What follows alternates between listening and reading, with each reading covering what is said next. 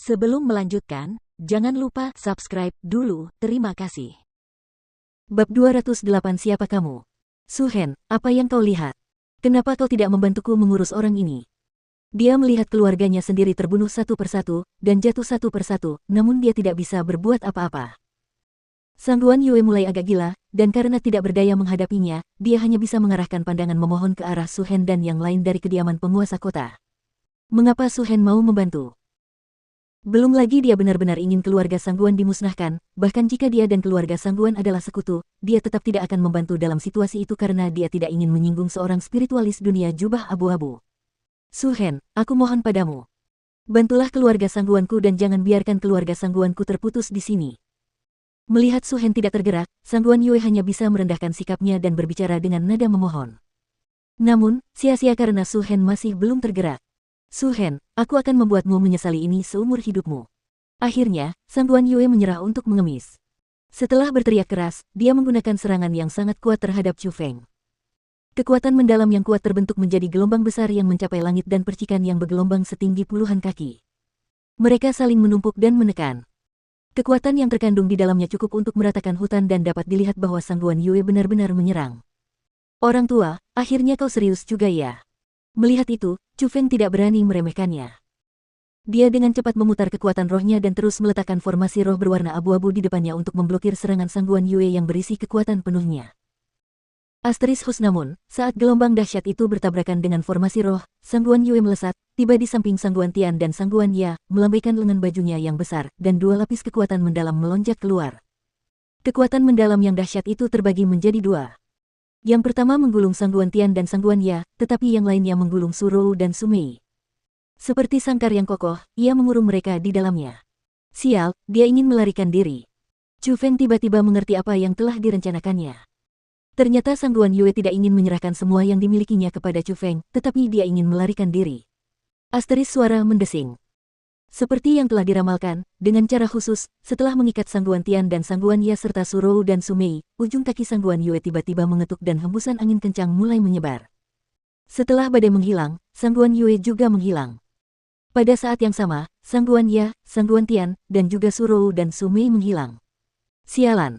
Melihat itu, raut wajah Su Hen berubah drastis karena Sang Guan Yue tidak melarikan diri sendiri. Dia tidak hanya membawa pergi kedua cucunya, dia bahkan menangkap kedua putri Su Hen. Kalau dipikir-pikir lagi, dia hanya berdiri di pinggir sambil melihat dan mengabaikan hidup dan mati keluarga Sang Guan Yue pasti membencinya sampai ke tulang. Saat itu, kedua putrinya jatuh ke tangannya, jadi bagaimana mereka akan berakhir tidak terbayangkan. Saat dia memikirkan hal itu, Su Hen benar-benar panik. Dia menyebarkan aura tingkat kelima dari alam mendalam dan ingin mengejar Sang Guan Yue. Namun, sebelum dia sempat bergerak, sebuah telapak tangan yang kuat mendarat di bahunya dan menekan auranya. Kau, menolehkan kepalanya untuk melihat, Su Hen langsung menghirup udara dingin karena orang yang menghentikannya tidak lain adalah spiritualis dunia jubah abu-abu yang misterius. Tetaplah di sini. Aku akan melunasi hutangmu nanti. Setelah mengucapkan kata-kata itu, Chu Feng melompat maju dan menghilang. Setelah Chu Feng pergi, wajah Su Hen pucat pasi karena takut karena dia bisa mendengar, dari kata-kata Chu Feng, bahwa karakter besar itu tampaknya tidak senang padanya. Namun, dia tidak bisa mengerti ketika dia menyinggung karakter besar seperti dia. Tapi tidak peduli apa, dia tahu bahwa kemungkinan besar, dia telah menarik beberapa masalah. Terutama setelah dia mengalihkan pandangannya ke belakang dan melihat mayat-mayat elit keluarga Sang Guan yang tergeletak di genangan darah, ketakutan di hatinya meningkat hingga ekstrim. Dia benar-benar mengalami apa yang disebut kejam dan tanpa ampun. Orang itu terlalu menakutkan. Pada saat yang sama, di dalam pegunungan Vermilion Bird, Sang Guan Yue sedang berlari di hutan. Kecepatannya sangat cepat, dan meskipun ia menggunakan kekuatan mendalamnya untuk mengikat 4 orang di atas kepalanya, hal itu sama sekali tidak memengaruhi kecepatannya. Sang Guan Yue, turunkan kami. Kakakku tidak tahan lagi. Di dalam kurungan kekuatan yang mendalam, Su Rou saat ini sedang memeluk erat Su Mei. Mungkin karena jalannya terlalu berguncang, atau mungkin karena tekanan Sang Guan Yue sebelumnya terlalu kuat, kulit Su Mei saat ini pucat pasi dan bibirnya kering. Dia sudah kehilangan kesadaran. Diam. Kalau omong kosong lagi, aku akan bunuh kalian berdua sekarang juga. Sang Guan Yue terbakar amarah.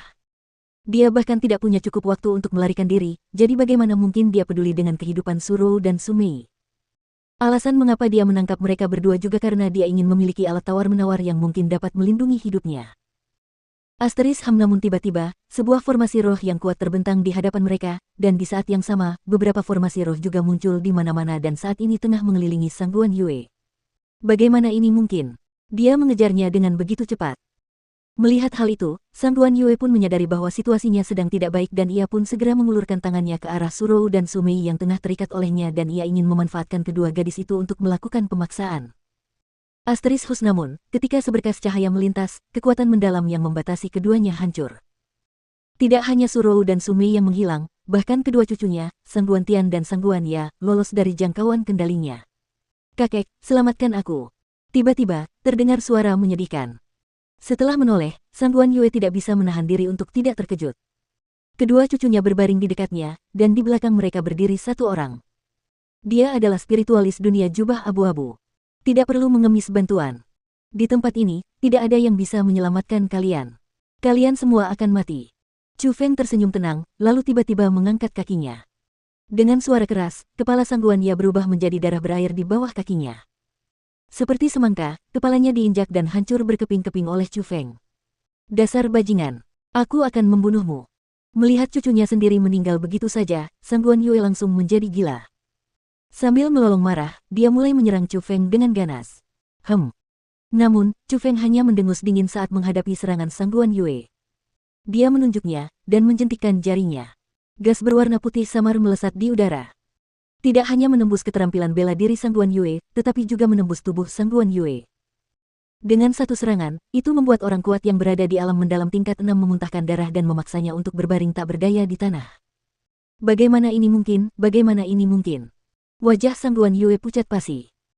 Awalnya, ia merasa bahwa ia mungkin memiliki sedikit peluang untuk menang jika ia mengerahkan seluruh kemampuannya, tetapi ketika gas berwarna putih itu menembus tubuhnya, barulah ia menyadari betapa besar perbedaan antara dirinya dan lawannya. Sejak awal, ia memang ditakdirkan untuk kalah.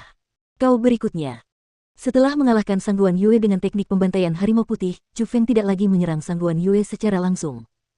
Ia mengarahkan pandangannya ke arah Sang Guan Tian.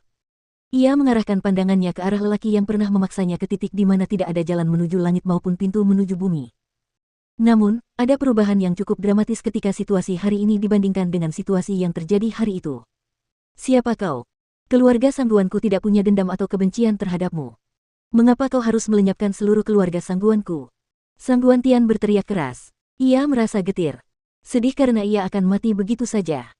Jadi, ia benar-benar ingin tahu siapa yang telah membasmi seluruh keluarga sangguannya. Kenyataannya, bukan hanya Sang Guan Tian, bahkan Surou yang berada di dekatnya pun menatap tajam ke arah Chu Feng, karena dia juga penasaran, orang macam apakah World Spiritis jubah abu-abu yang telah memusnahkan keluarga sangguan itu. Setelah mendengar kata-kata itu, tawa mengejek terdengar dari jubah abu-abu itu. Namun, ketika tawa itu terdengar, tidak peduli apakah itu Sang Guan Tian atau Surou, ekspresi mereka berdua berubah drastis. Karena suara tawa itu bukan lagi suara seorang lelaki tua, melainkan suara seorang pemuda. Yang terpenting, suara itu sudah cukup dikenalnya.